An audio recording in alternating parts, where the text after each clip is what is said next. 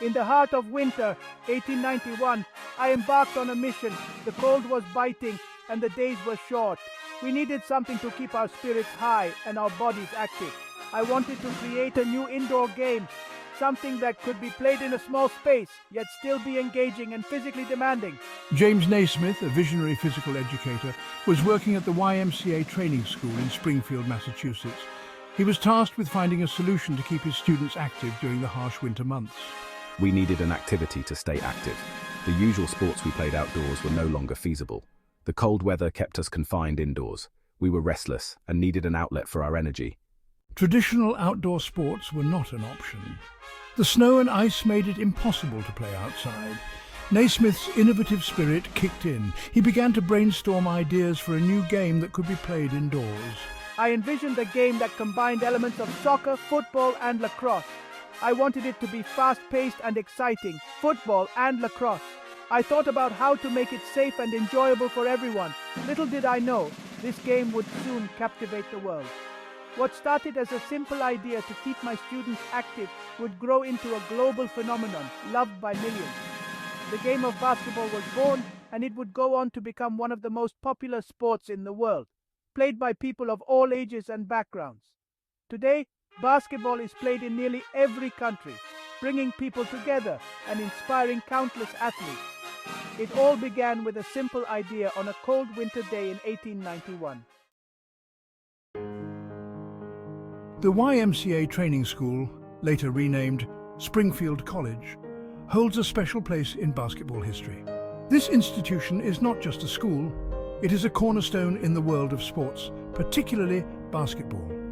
The legacy of Springfield College is deeply intertwined with the origins of this beloved game.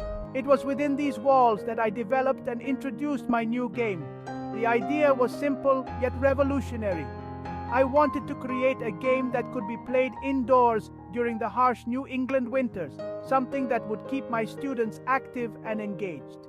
The gymnasium, now a hallowed hall for basketball enthusiasts, witnessed the first ever basketball game. This historic event marked the beginning of a sport that would grow to captivate millions around the world. The atmosphere in that gym was electric, filled with curiosity and excitement.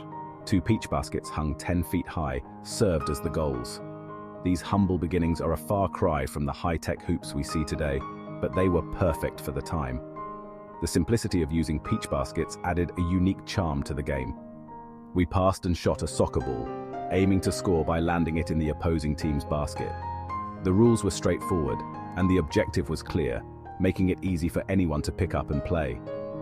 This simplicity was key to its early adoption. The simplicity of the game was part of its initial appeal. It required minimal equipment and could be played by anyone regardless of age or skill level. This accessibility helped it spread quickly, was part of its initial appeal. Over the years, the game has evolved, but its core principles remain the same. The spirit of teamwork, the thrill of competition, and the joy of playing are what continue to make basketball a beloved sport worldwide. James Naismith meticulously crafted 13 original rules to govern his new creation, a game that would eventually become known as basketball. These rules were designed to ensure the game was fair, enjoyable, and challenging for all players involved.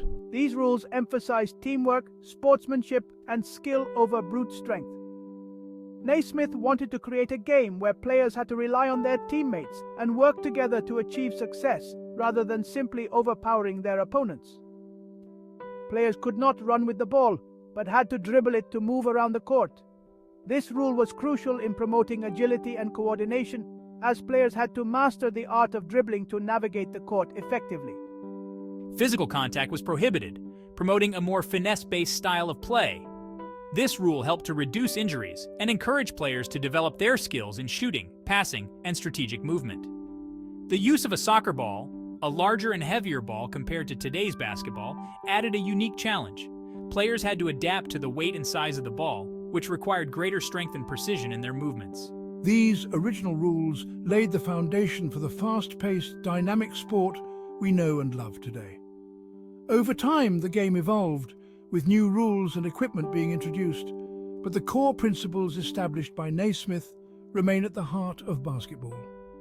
Today, basketball is played by millions of people around the world, from professional athletes to casual players in local parks. The sport has grown to become a global phenomenon with a rich history and a bright future ahead.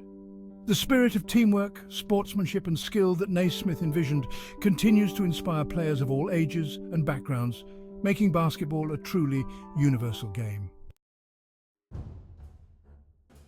Basketball's popularity spread like wildfire. From the gymnasium at Springfield College, it quickly gained traction in YMCAs and schools across the United States. Its simple rules and adaptable nature made it accessible to people of all ages and skill levels. The game's appeal transcended borders, reaching international shores by the early 20th century. Basketball's journey from a local pastime to a global phenomenon was well underway.